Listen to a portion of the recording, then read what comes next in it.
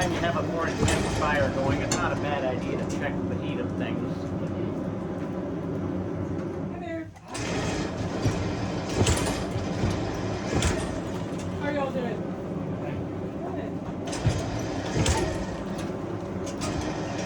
Good. We keep that going. Yes, I will.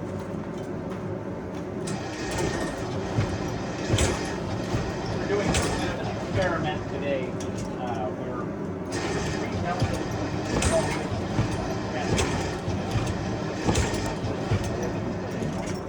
and trying to make higher purpose steel melt carbon. This is the way that steel has been replaced in time for gravity. But it's not like industrial steel making come along. And it's kind of something fun to play with. It comes out very similar the way it looks and works with what's called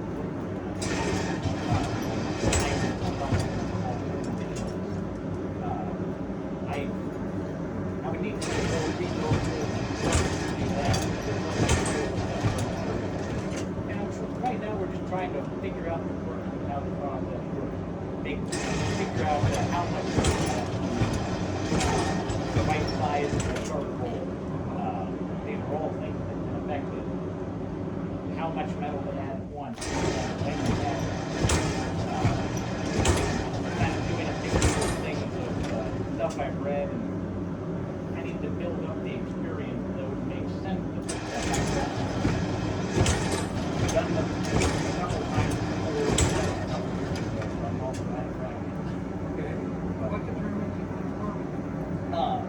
What determines the kind of carbon? When you're doing the process, the depth below the air blast, that's one thing. The size of the charcoal, how much is burning and how much air is coming in, how much pressure. You have air, how far the water is extending.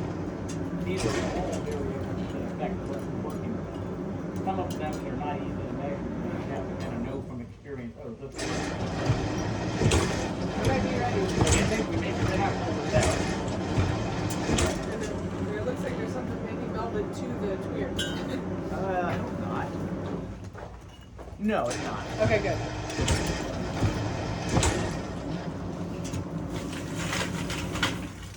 But we do have smaller pieces of things. Aha! I put stuff too close to the tweer this time, so it got cooled off. Oh, okay. You can see how it's not glowing even though it's right there. So Huh. we might, let me see if I can just get some of that stuff out of there. Oh, I see our big piece in there. Okay.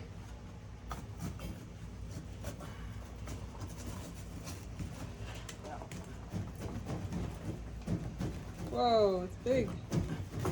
Uh-oh, broke. I may need to get another chunk out of there in a moment. Okay.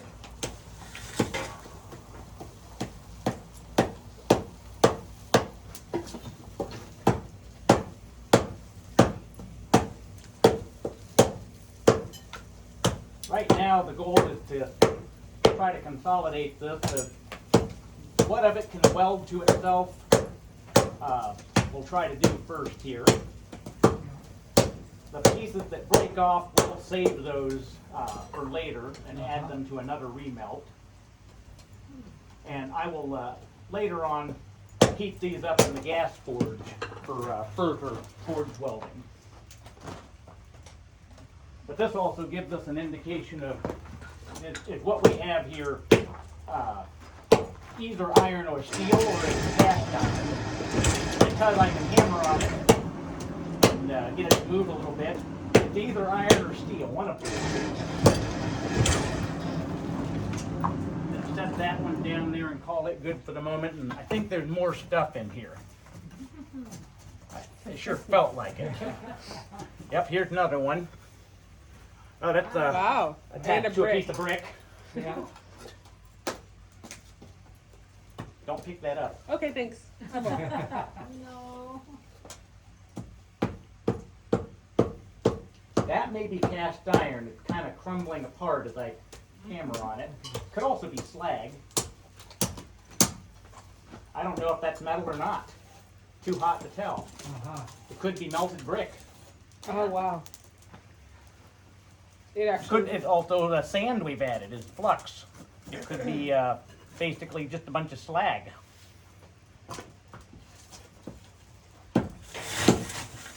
Do you think you've got it out? You want me to start adding more? I don't know if I need to check a little bit. Oh, That's a nice piece. yeah, there's a piece.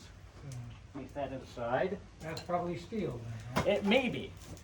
We'll do a spark test on some of this to test that. Here's a piece he's made previously. Folded many times. You can see all the folds in it. Yes. Heavy piece. Yeah. Yeah, that one, that piece that's been folded, that one I did 2 years ago, and when I realized how much, I only had charcoal to work with as a fuel at that time. When I realized how much fuel I needed to heat that up to forge weld everything, I realized I needed to wait until I had another forge that could handle it. We might just have a bunch of little pieces now. Okay. See what I can dig up. Yeah, this, I'm almost wondering if these might be, we might have some kind of cast pieces here. Okay. I'm gonna pull these little pieces out and just, and some of it may be slag. If it's not really a big usable piece, we'll add it to another melt. Okay. Slag being the byproduct? Slag, in this case, it caused from some of the melted bricks. It's also from some sand that I've added in. Okay. This is helping to recreate a similar environment of bloomery iron. It has a certain amount of silica present from just from the ore, and that is, it acts as a flux for one, and I think it has some other, may have some other effects as well. But when you're remelting modern steels, you don't have that silica content, so you have to add some in to get the same kind of material. Okay, I think I've gotten almost all of that that I can I'll deal start with fresh. without fully cleaning the fire out. Let's see if we can't get one more batch.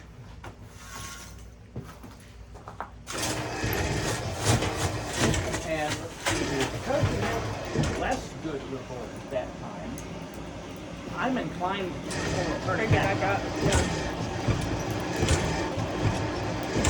Granted,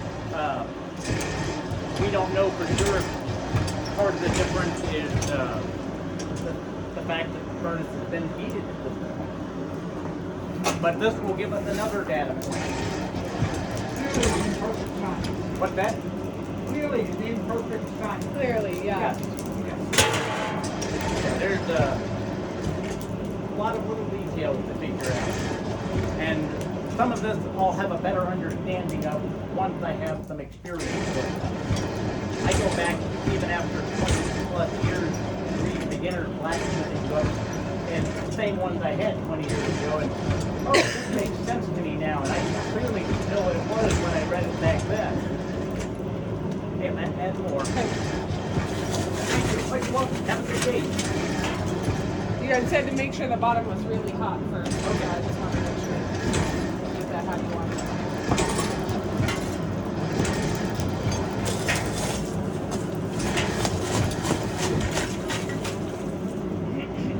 Okay, we're starting at 2:03. Okay. I'm going to go ahead and add the first charge, and I'm going to Okay. add it into the middle here, Okay. away from that air blast. Now I actually do wonder if maybe I shouldn't have added that extra brick that was in. Oh, because it was pushing it too close? Now, we were going to take those out around 2 hours. It matters. It doesn't hurt people as long as we can take them out now. It's actually best to do 2 temper cycles. Okay. Like after you allow them to cool. Okay.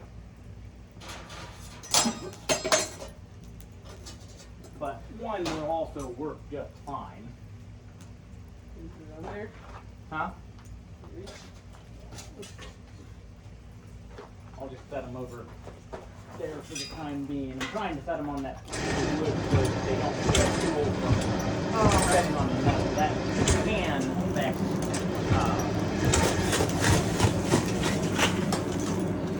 yeah, that can affect that. Sorry. I was just moving the metal away from the air blast.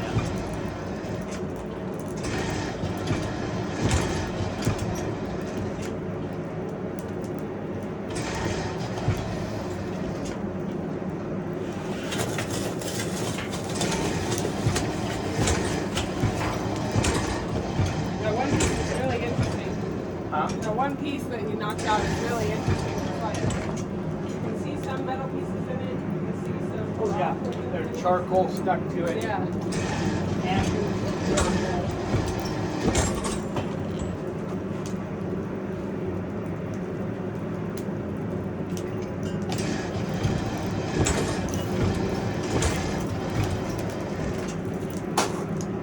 yeah, we're getting sparklers already. Oh yeah, so did I. Yeah, 3 minutes in.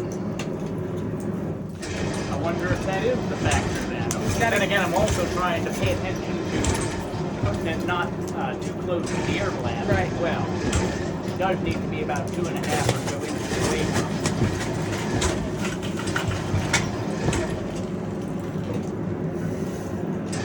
Were there only 2 of those small cans filled? Yes. Okay. Okay, yeah. We're fine.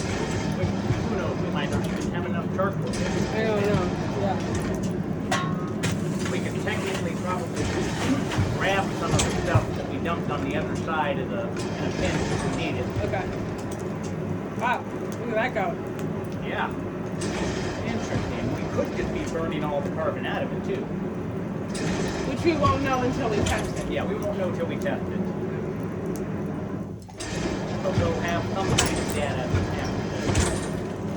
And you turned it all the way back up? All the way back up there? Yes, I turned the air all the way back up. Let's see if we repeat the first result. Yeah. That's part of science. You've got to have repeatable results, not just a bunch of random things you look for a pattern in. Nice to let you develop your hypothesis, but it doesn't tell you much else.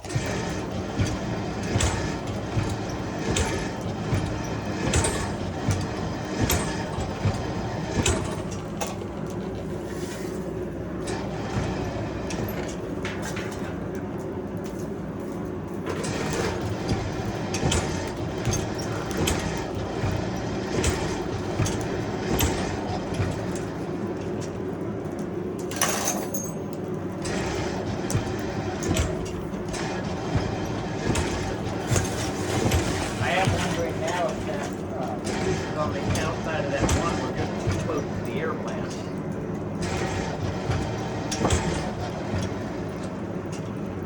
This also